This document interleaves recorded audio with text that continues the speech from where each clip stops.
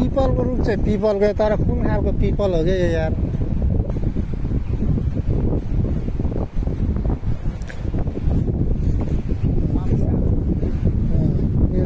खै हाम्रोतिर चाहिँ हुँदैन यस्तो खालको पिपल।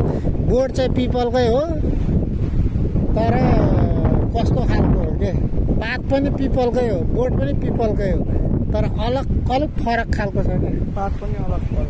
डस्टबिन ल, रुखकै ठुटाको डस्टबिन ल, के छ डस्टबिनको कचरा। अनि मजाको एउटा स्वादिलो कुरा त यस्तो, यो रुखहरू जस्तो छ नि यो यस्तो ल्याएर रोपेको होइन, थाहा छ। यो त पहिला बन्जर धुलो उड्ने मरुभूमि थियो, पुरै बन्जर थियो क्या यो पहिला। हेर्दा चाहिँ सिम्बल जस्तै छ होइन, हावा चलेर पात सिम्बल जस्तै हो, तर काँडामै सिम्बलमै जाँदा काँडा पनि छ है, पच्चामा कुरामा। कत्रो मोटो छ त, ल भिडियोमा हेर्दा सानो देखिन्छ, तर यो कति ठुलो छ त, फेरि त्यत्रो छ। ल सिम्बल, रुख चाहिँ सिम्बलकै हो, काँडा पनि छ, काँडा पनि छ,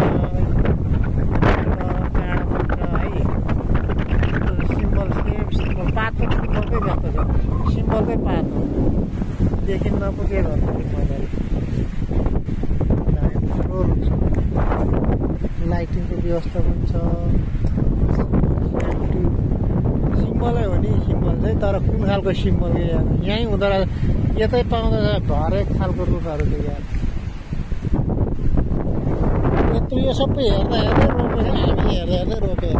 आज यो माथिल्लोपट्टि छ नि, माथिल्लोपट्टि रात बिचेको यति ठुला अग्ला रात बिचेको रुख, एउटा ट्रेलरमा एउटा रात बिचेको रुख, चारपट्टि टाँगेर डोरले टाँगेर ठाडै बोराले सनपाटको बोराले बिहेरेर ल्याएर रोपेको परपरार हामीले देख्दै ठुला क्रेनले उचालेर दुईटा क्रेनले।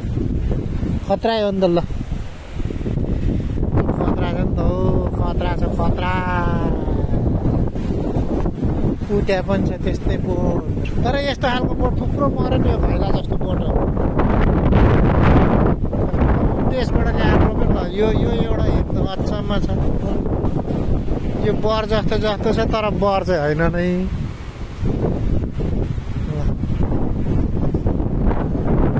यति ठुलो छ, तर भिडियोमा सानो देखिन्छ है गाइस, यहाँ प्रत्यक्ष आएर हेर्नुपर्छ, घुम्नुपर्छ। यति ठुला छ कि हाम्रो नेपालमा सिम्बलको रुख, ठुला सिम्बलको रुख जस्तै हो, तर यहाँ भिडियोमा चाहिँ सानो देखिन्छ होइन। यति ठुलो छ, बाफे। यहाँ आउनु होला, को आउनु भएको छ, आउनु भएको छैन, आउनु होला हेर्नुलाई।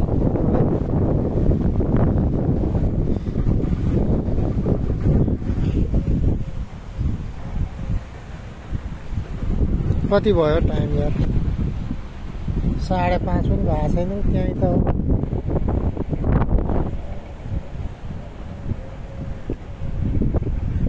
यहाँ काम हुँदैछ, टाक ढुकढुक मर्मत सम्भार जम्मा उताली परसम्म।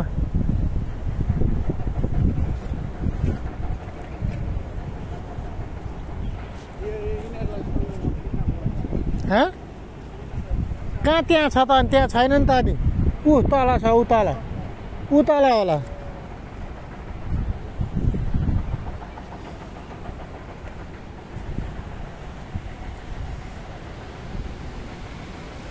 ढिलो हुन्छ टाढा गयो भने।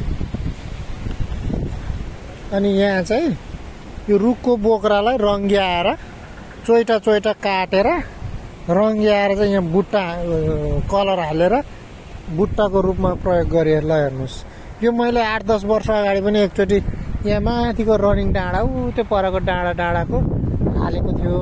8-10 वर्ष अगाडि पनि मैले हेरेको थियो। अहिले फेरि यता पनि रहेछ यो। यहाँ चाहिँ म आइपुगेको थिएन, धेरै वर्ष भयो त नआएको। मान्छे यसरी एक्सर्साइज गरेर आएको हुन्छ। यहाँ छत्री, कत्रो छत्री छ।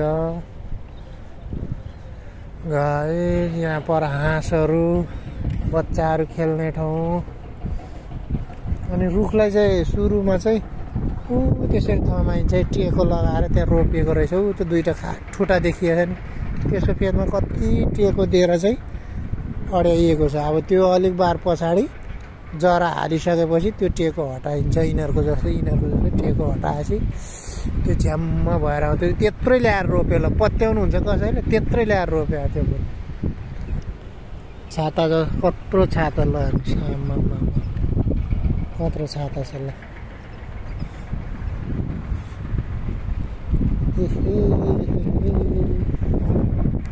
अब त्यहाँ चाहिँ हाँसहरू हिँडिरहेको छ मैले भनेको त अघि नै त्यो हो भनेर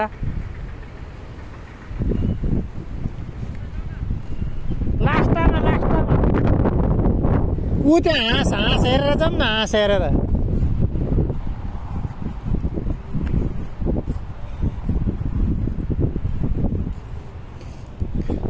यस्तो हुनुपर्छ क्या ठाउँ भनेको कति ठुला छ नि त कति ठुला राम कति ठुला यो चाहिँ हरेक सहरको बिचमा यस्तो हुनुपर्छ क्या अनि चाहिँ मान्छेलाई अलिकति सास लिनलाई पनि राम्रो कति मिठो हावा छ त कति मिठो हावा कति राम्रो दुबो छ हाम्रोमा त नेपालमा त गए गुज्रेकाहरूले ठाउँ जति प्लटिङ गरेर घर बेच्ने घर बनाउने साँगुरो न साँगुरो ठाउँमा अनि आगो लाग्यो भने केही भयो भने छैन न दमकल आउन सक्छ न